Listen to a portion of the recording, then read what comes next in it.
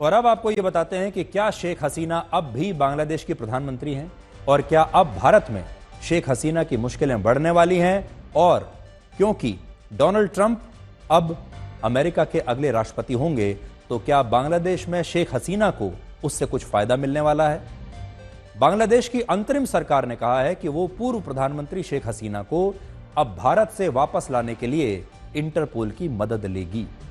वो इंटरपोल को यह बताएगी कि बांग्लादेश की हिंसक घटनाओं में जिन 753 लोगों की मौत हुई है उसके लिए शेख हसीना जिम्मेदार हैं, और अब तक शेख हसीना के खिलाफ बांग्लादेश में नरसंहार की 60 से ज्यादा शिकायतें दर्ज हो चुकी हैं। अगर इंटरपोल बांग्लादेश के इस आग्रह को स्वीकार कर लेता है तो शेख हसीना के खिलाफ रेड कॉर्नर नोटिस जारी हो जाएगा, और इस नोटिस का मतलब यह है कि इंटरपोल का सदस्य देश होने के कारण भारत को शेख हसीना को हिरासत में लेकर इंटरपोल को पहले इसकी जानकारी देनी होगी, और इसके बाद बांग्लादेश इंटरपोल और अंतर्राष्ट्रीय अदालत में शेख हसीना के प्रत्यर्पण की मांग करेगा। यानी अब बांग्लादेश की सरकार चाहती है कि शेख हसीना का प्रत्यर्पण करके भारत से उन्हें वापस बांग्लादेश ले जाया जाए, उन पर मुकदमा चलाया जाए और उन्हें सजा दी जाए। मोहम्मद यूनुस की सरकार का कहना है कि शेख हसीना ने ही प्रधानमंत्री रहते हुए बांग्लादेश में 750 लोगों की हत्याएं करवाई, और अब बांग्लादेश उन्हें उनके इन अपराधों की सजा देना चाहता है। दूसरी तरफ शेख हसीना ने भी एक नया दांव चला है जो मोहम्मद यूनुस की सरकार को अस्थिर कर सकता है,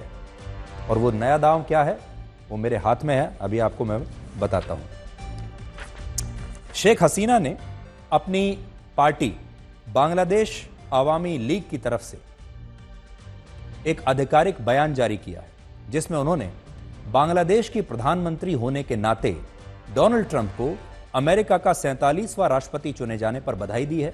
और लिखा है कि वो अमेरिका और बांग्लादेश के बीच द्विपक्षीय रिश्तों को मजबूत करने के लिए प्रतिबद्ध है। यानी इस चिट्ठी में शेख हसीना कह रही हैं कि वो आज भी बांग्लादेश की प्रधानमंत्री हैं, और बांग्लादेश के प्रधानमंत्री के तौर पर वो चिट्ठी लिख रही हैं, और आगे भी भविष्य में भी वही प्रधानमंत्री रहेंगी। उन्होंने अपना पद नहीं छोड़ा है, उन्होंने इस्तीफा नहीं दिया है, और वो आज भी बांग्लादेश की प्रधानमंत्री हैं। तो देखिए, इसमें बांग्लादेश अवामी लीग की तरफ से जो एक प्रेस रिलीज जारी की गई है जिसमें लिखा है the president of the Bangladesh Awami League, और फिर लिखा है prime minister Sheikh Hasina has congratulated Donald Trump on his election as the 47th president of the United States of America. और फिर वो ये कह रही हैं कि दोनों देशों के बीच जो रिश्ते मजबूत करने की कोशिश है उसमें वो एक महत्वपूर्ण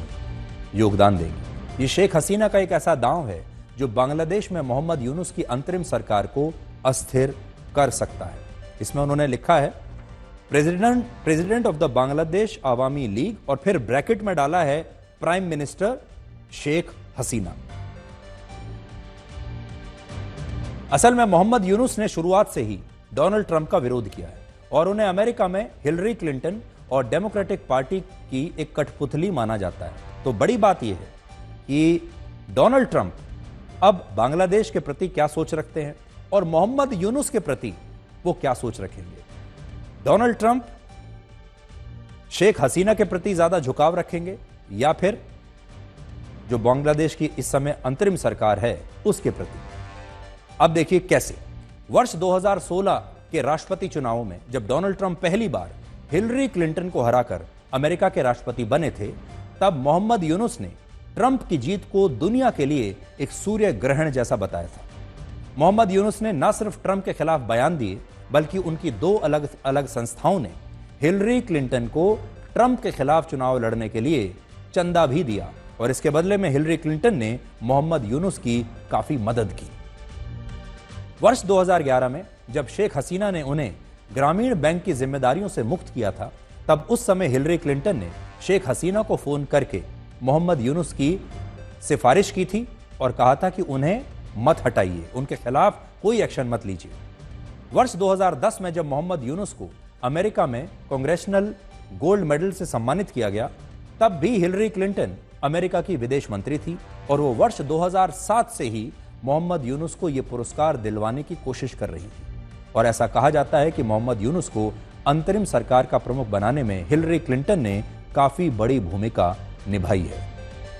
ये तस्वीरें इसी साल 25 सितंबर की हैं, जब मोहम्मद यूनुस क्लिंटन परिवार के क्लिंटन ग्लोबल इनिशिएटिव कार्यक्रम में शामिल हुए थे और लोगों ने यह पूछा था कि क्या बांग्लादेश के इस पूरे राजनीतिक घटनाक्रम के साथ हिलरी क्लिंटन की भी कोई भूमिका जुड़ी हुई है। ये सारी बातें डोनाल्ड ट्रंप अच्छी तरह से जानते हैं और उन्हें यह भी पता है कि मोहम्मद यूनुस अमेरिका में उनके प्रतिद्वंदी डेमोक्रेटिक पार्टी की कठपुतली हैं और वो दुनिया के पहले ऐसे वैश्विक नेता हैं जिन्होंने बांग्लादेश में हिंदुओं के खिलाफ होने वाली हिंसा और अत्याचार का मुद्दा उठाया। और यही कारण है कि अब एक तरफ शेख हसीना के खिलाफ इंटरपोल के रेड कॉर्नर नोटिस की चुनौती होगी और दूसरी तरफ मोहम्मद यूनुस के खिलाफ डोनाल्ड ट्रंप खड़े होंगे, जिनके विरोधियों के साथ मोहम्मद यूनुस की काफी अच्छी मित्रता है।